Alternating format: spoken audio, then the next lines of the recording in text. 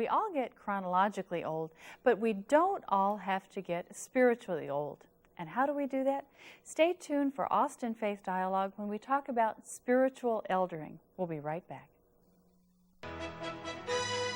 Austin Faith Dialogue, at the crossroads of religion and life. A series highlighting the cultural and social interactions between the worshiping and religious communities in and around the capital city. Austin Faith Dialogue is brought to you by the Austin Metropolitan Ministries in cooperation with KXAN. Join us now in Austin Faith Dialogue.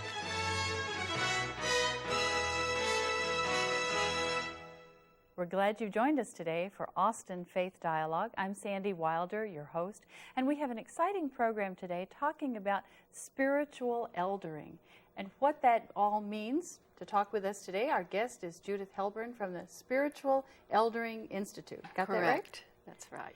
My guess is, Judith, a lot of people haven't heard of the program, but they're also not aware of you and your background. So tell us a little bit about how you came to this work first.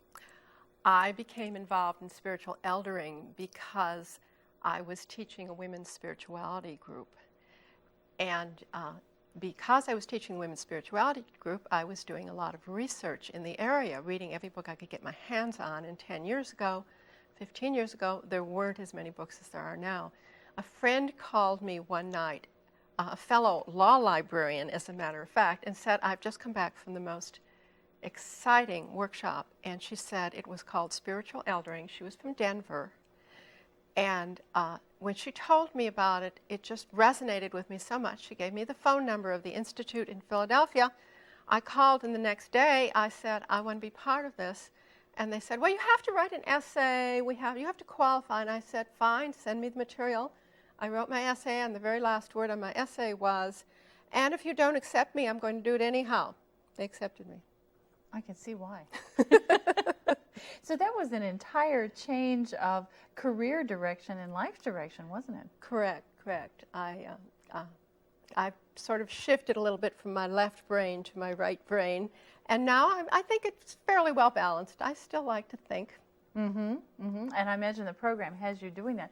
So tell us a little bit about what the Spiritual Eldering Program is. The Spiritual Eldering Program is firstly for people in the second half of their lives. And of course, you never know when the second half of your life is, right? Right. You could be 2 years old, 10 years old, 15 years old, or 50, 60. The Bible says we should be living to be 120. So why not? So it's really for people in the second half of their lives, and they're the ones who choose when they would want to take the program. It's about life review, life repair, facing one's mortality, learning how to forgive, learning how to give back, not only to one's family and one's community, one's church, one's city, to the earth, to the universe. Just give back. Now, we titled the show today, Aging to Saging.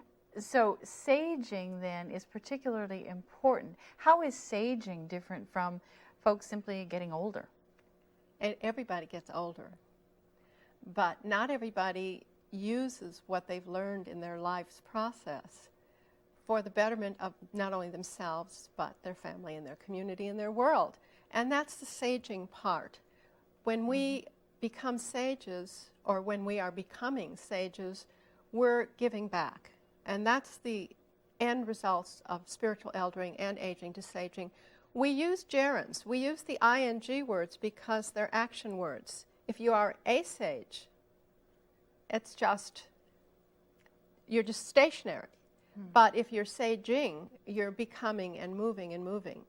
And that's the reason we like to use the gerund form, because it's a process. Life is a process. And dynamic. I like the sound of that. Someone must have developed this, because my hunch is that decades ago folks didn't look at the second half of life in quite the same way. So where did this whole notion of aging to saging come from? Well, actually, you're wrong about people not considering it. Indigenous cultures honor their elders. They honor the older people. But in our Western society, we sort of push them away. If you weren't active, tough. Just sit back and enjoy yourself. travel, play bridge, just stay out of our way. We warehoused our older people. Well, a teacher of mine, Rabbi Zalman Schachter Shalomi, who wrote this book, From Aging to Saging, became 60.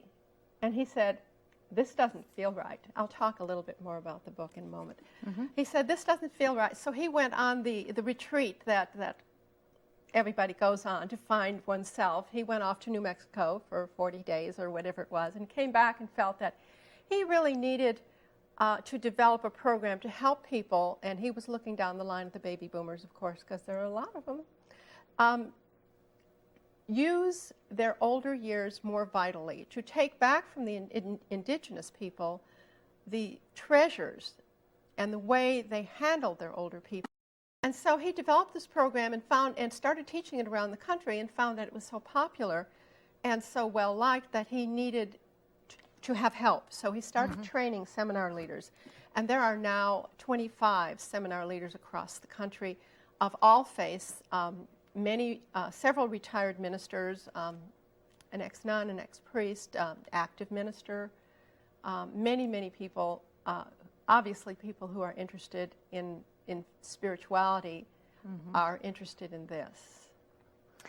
25 across the whole country. There are 2 of us in Texas.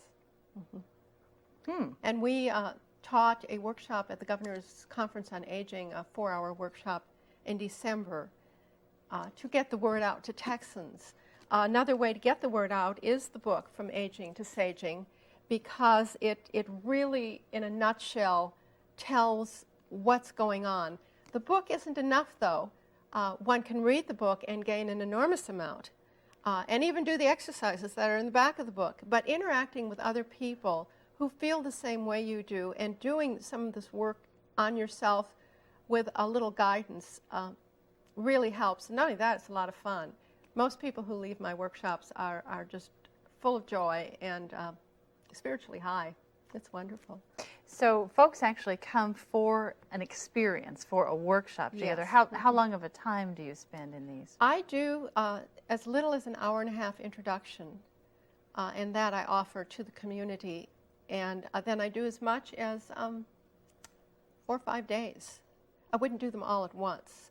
Coming up in fall, October, November, and December at Seton Good Health School, I am teaching a day-long course, one Saturday, each one of those months, in cooperation with Austin Metro Ministries Older Adult Connection. I do the teaching, and they do all the wonderful stuff, so I don't have to worry about anything else other than the teaching. And that will be in the Seton Good Health Bulletin, and it'll also be advertised in news, press releases, and that kind of thing.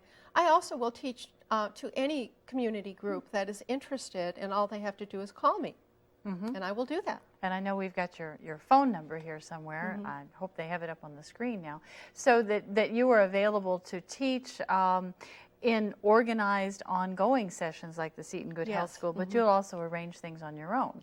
I will, yes. I work with Austin Metro Ministries, but I also work on my own.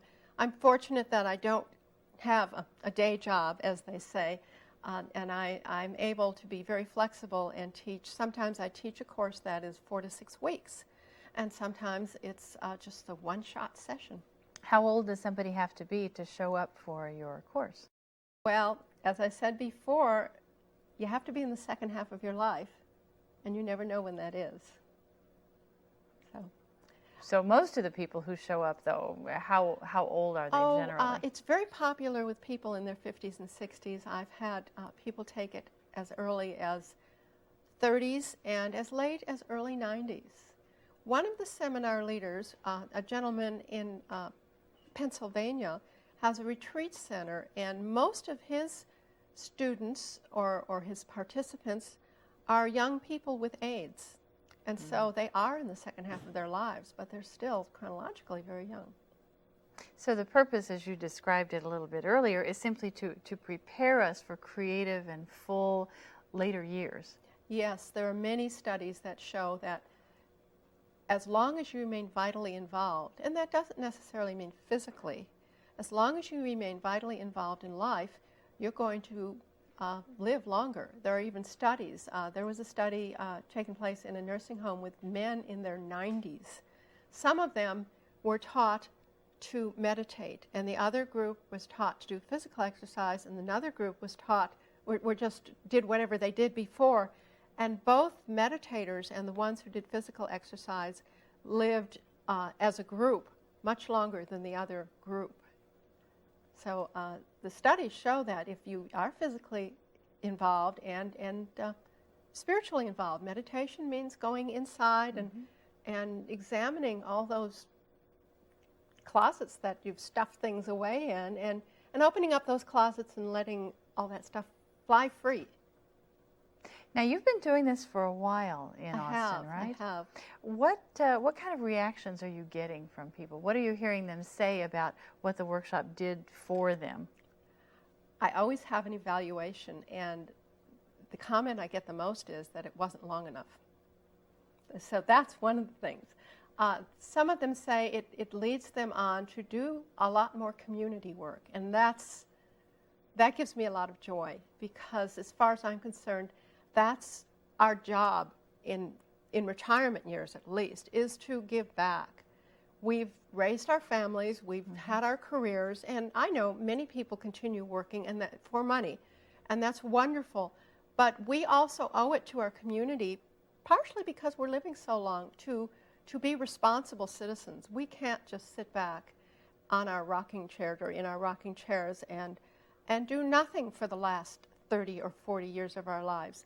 When Social Security came into being, people lived an extra 2 years. That was easy. Now we live a lot longer. We live much longer, and we owe it to the younger generation. I wonder what doing this kind of work has done for you. What kinds of differences it's made in your life? People say that I look different.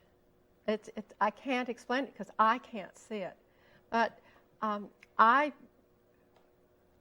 I'm certainly much more right-brained than I used to be, and of course that means that I'm much more creative, introspective. I didn't start the creative part of my life till I hit 50, and that was sort of overlapping with my law library career, but I started making jewelry, and that I was just overflowing with new things and new ideas, and that was because it's in the second half of my life. So you're your own best example. Well, I'll come back with some more questions here in the second half, so stay tuned for more Austin Faith Dialogue.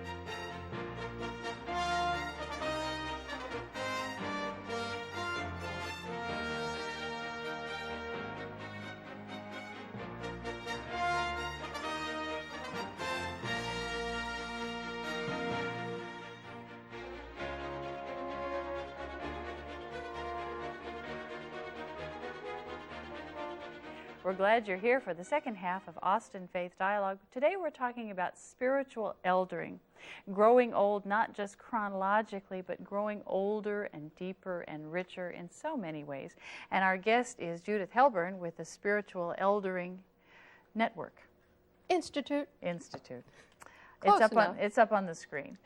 Well, we talked in the first half a little bit about just the mechanics of the program itself and what it's designed to help people do. I wonder if you can say something a little bit more about how the program helps people grow spiritually. What's the connection to people's faith lives?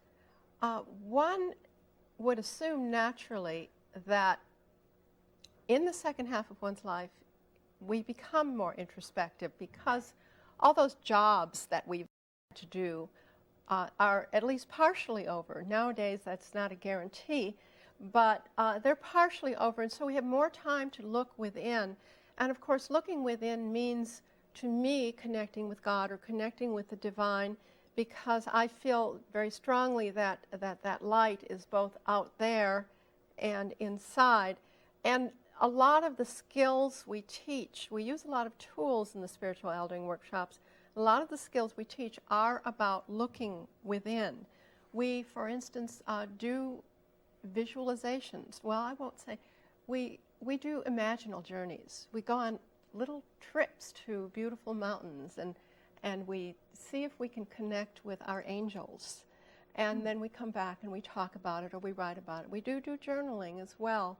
We try to teach people meditation, certainly not in a very strict sense, because there are so many different ways of meditating, but anything to quiet the chatter that goes on in our lives, particularly us as Westerners, and I don't mean Texas Westerners, I mean the Western culture, because we've been trained that our left brains, our intelligence, our head up is what's important.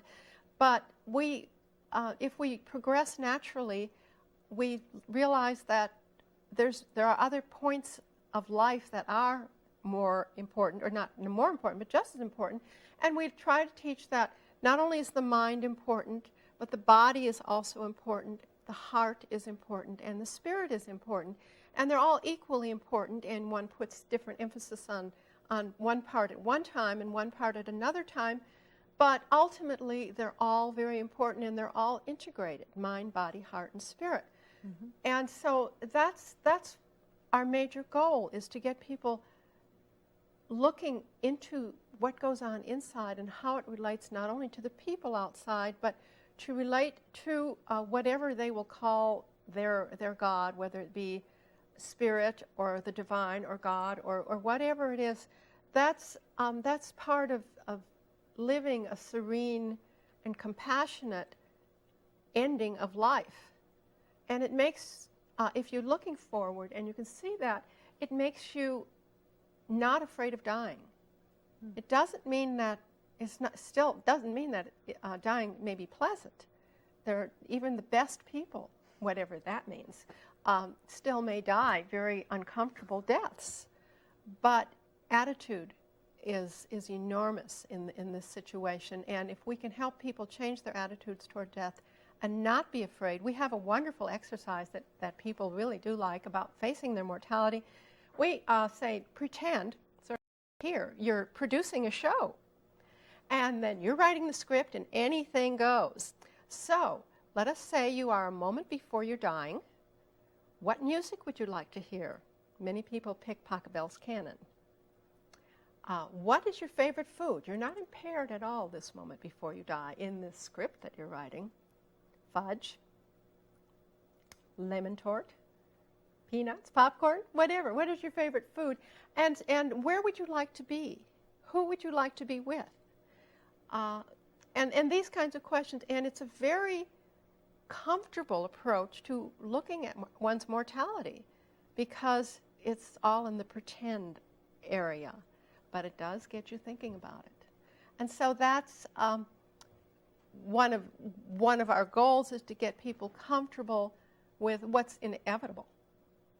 In the Jewish faith, there is a prayer that we say at Yom Kippur, the Day of Atonement. And the prayer is at the very end of the Day of Atonement, when most of us are very, very hungry. And it says, if you had a choice to live forever on the condition that there would never be any more children or young people, just those people who were there, is there any question what choice you would make? I don't think anybody would choose to live forever, never to hear a baby cry again, never to hear the laughter of young lovers. So looking at the end of life is important. Do you find, because I assume that people of faith and people of no particular faith come to the workshops, Definitely. Do you find differences then, or maybe I should say, what are the differences in the way people approach the workshop, and particularly this segment on mortality? I always tell a story about Abraham. which isn't in the Bible but is in the stories about the Bibles, of his minding his father's idol shop. Dad was off at Merchandise Mart buying new idols, and he was minding the shop. And a voice came, whether it was his inner voice or God or whatever voice came and said, "These idols are just pieces of clay, and you know that." And he looked around and he said, "Yes, I know that." He went around the shop smashing every single idol in the shop except the big one in the corner. And when his dad got home, well, of course, Dad had a hissy fit. He said, "What happened?" And Abraham looked at his dad and he said, "He did it," pointing to the idol in the corner. And his dad said, "Of course not. They're just pieces of clay." And Abraham said, "Yes, I know. Why don't you know that too?" And so in answer to your question, I always tell this story because this question always comes up. In answer to your question, everybody has to look at one's own faith, his or her own faith, and really do a little idol breaking to get what your parents told you, or your preacher told you, and your minister, or your priest, or your rabbi told you, and come back and find it out for yourself. So I say there are people here who are in various stages of breaking your father's idols. Please do what's comfortable, call the divine whatever is comfortable for you, and be tolerant of the other people who are in different stages. It's very important, and we even have a covenant in the beginning of each class, that people respect confidentiality, respect what other people say. Don't try to mend things. We have to do our own mending. I just give hints on how to do that. Oh my, this sounds like the kind of workshop that one should go through more than one time. Oh, people do come more than one time. That's good to know. Now, what are some of the other exercises you do? I like that notion about writing the script for your final moments. What else do you actually have people do while they're One of the scripts I've created is a storytelling unit, and I use many cards in the storytelling unit. I probably have 3 or 4 dozen cards of this size. This particular one has a picture of Rabbi Zalman Schachter Shalomi, the founder of the Spiritual Eldering Institute, with the Dalai Lama. They happen to be very good friends, and they are greeting one another in Denver in this picture. Well, anyhow, I have about 3 or 4 dozen of these cards, and I do a storytelling unit because one of giving back is telling stories to people. Right. And people say, "Oh, I can't tell a story, I can just read." And I say, "No, it's easy." So everybody picks a card from the pile. All of the cards have at least one older person in them.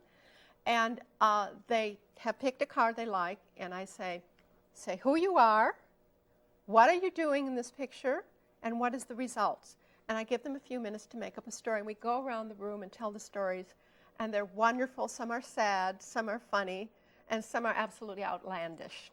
And I've even done it with just one card, and everybody tells a tale about that one card, and they get wilder and wilder and wilder.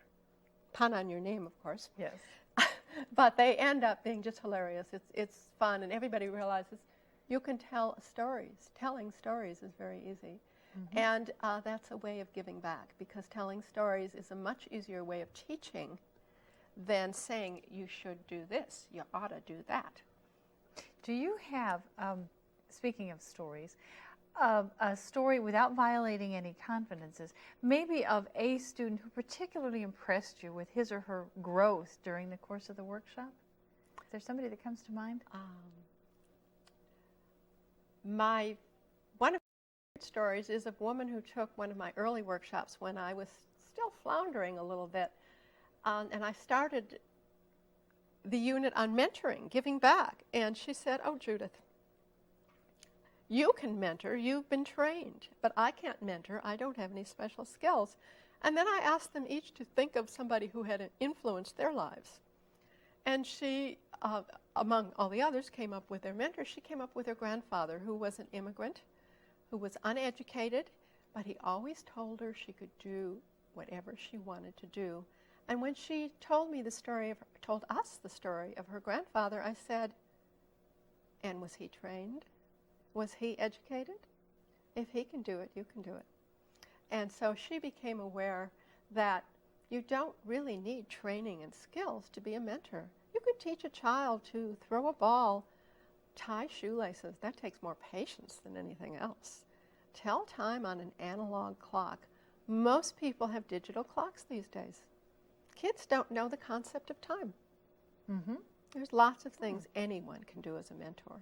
The workshop, it sounds like, frees up so much energy, not only for the person, him or herself, but then for what they're able to do in the community. Yes, it just opens up windows and doors. You know, there's the story that if the door closes, a window will open.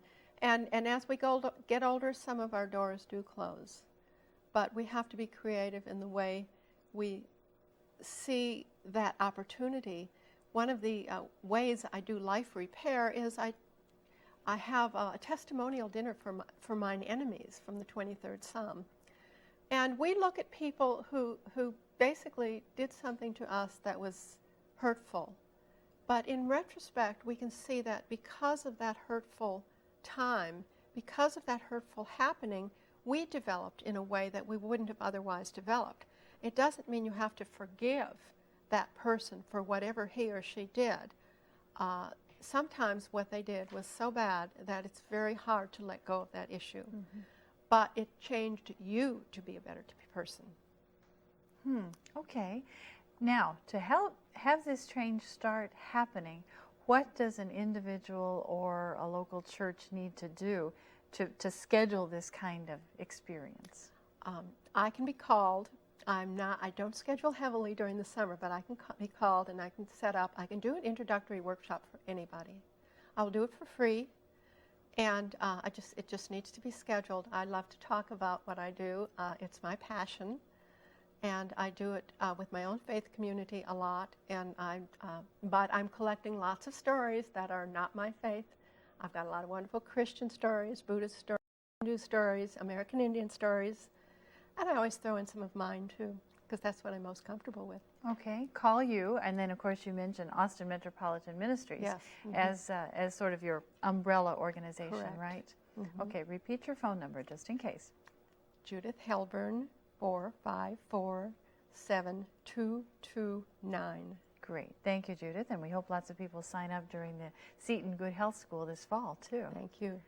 We'll look forward to hearing from you again about how the program is growing. Wonderful. Thanks for being here. And thank you, too, for joining us today on Austin Faith Dialogue.